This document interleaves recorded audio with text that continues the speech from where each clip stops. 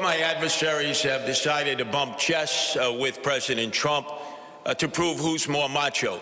You can't beat Trump. He holds most of the cards. He's already cut federal funding for Medicaid, for the SNAP program, and is threatening to cut funds for NYCHA. So if you're all of a sudden going to get adversarial, you're going to lose. And who gets hurt? The people of New York City. You're going to have to confront President Trump. He is hyper-aggressive, and he is going to overstep his bounds. And you are going to have to confront him. And you can beat him. I confronted him, and I have beaten him. He was going to quarantine New York during COVID, and I stopped him. He was going to cut aid to federal programs, and I stopped him. Look, Donald Trump ran on 3 promises. He ran on creating the single largest deportation force in American history. He ran on going after his political enemies, and he ran on lowering the cost of living. If he wants to talk to me about the 3rd piece of that agenda, I will always be ready and willing. But if he wants to talk about how to pursue the 1st and 2nd piece of that agenda at the expense of New Yorkers, I will fight him every single step of the way. Andrew, you didn't leave. You fled from being impeached by the Democrats in the state legislature. Leave. You fled. Eric Adams, this city of yes is on steroids, and he went wild taking care of his developer friends as he knew he would be one and done. I told you he was corrupt. I told you there would be chaos, and I warned you in 2021. I look forward to being a mayor for every single person that calls this city home. Not just those who voted for me in the Democratic primary, not just those that vote for me in this general election, but all 8.5 million New Yorkers. And that includes Jewish New Yorkers who may have concerns or opposition to the positions that I've shared about Israel and Palestine.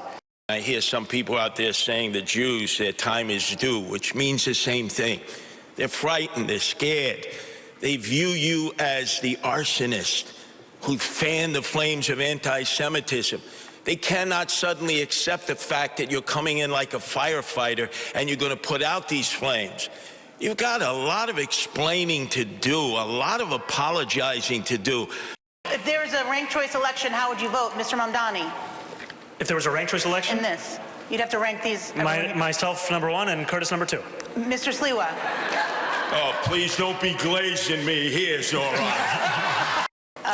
Would any of you accept Mayor Adams' endorsement? Mr. Mamdani? No. Mr. Cuomo? Yes, I would. Mr. Sliwa? Absolutely not. Put that crook in jail where he belongs. How do you not renounce your citizenship or demand BDS against Uganda for imprisoning people who are gay just by their sexual orientation? Isn't that a basic violation of human rights? I think he gets the question. My politics is consistent, and my politics is built on a belief in human rights for all people. And that extends to queer and trans New Yorkers, and it extends to queer and trans Ugandans. And had I known that the first deputy minister was the architect of that legislation, I would not have taken that photo. What do you say to the 13 women that you sexually harassed?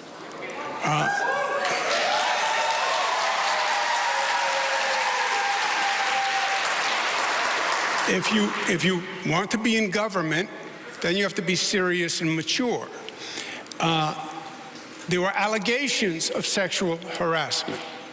They were then went to 5 district attorneys, fully litigated for 4 years. The cases were dropped, right?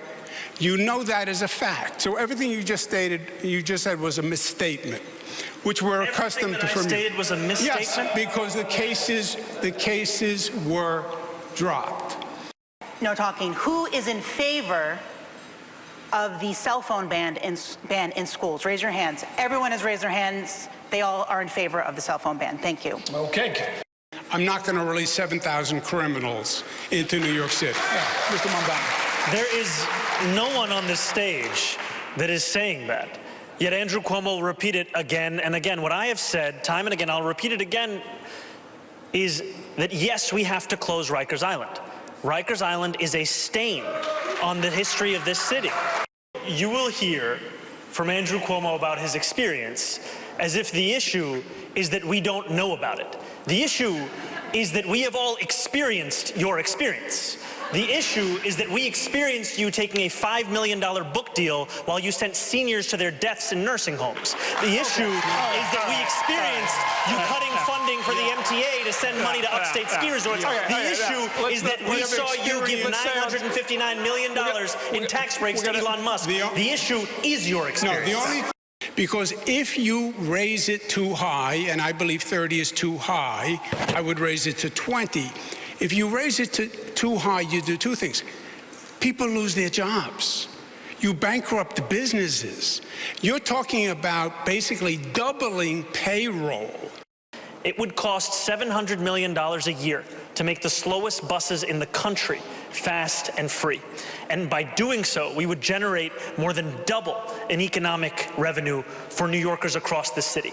It would be something that would reduce assaults on bus drivers, it would increase ridership on those buses, and it would actually have environmental impacts, as fewer New Yorkers would drive their own car or take a taxi and would instead get on the bus. And I know all of this because I delivered it as a state assembly member who won the first free buses in New York City's history. First off, Zohran, I get a good belly laugh. Zohran, bro. Oh, all right. I'll keep practicing. I got you. Should people be arrested for the solicitation of sex, Mr. Sliwa? No. The Johns, yes. The pimps, the madams, and the absentee landlords. Okay. Mr. Mamdani. No. Mr. Cuomo. Zohran's decriminalization for prostitutes, Johns, and pimps would be a disaster on the quality of life in New York City. They should be arrested, you say? Should people be arrested for soliciting sex? It is a criminal offense. I would keep it as it is. Okay.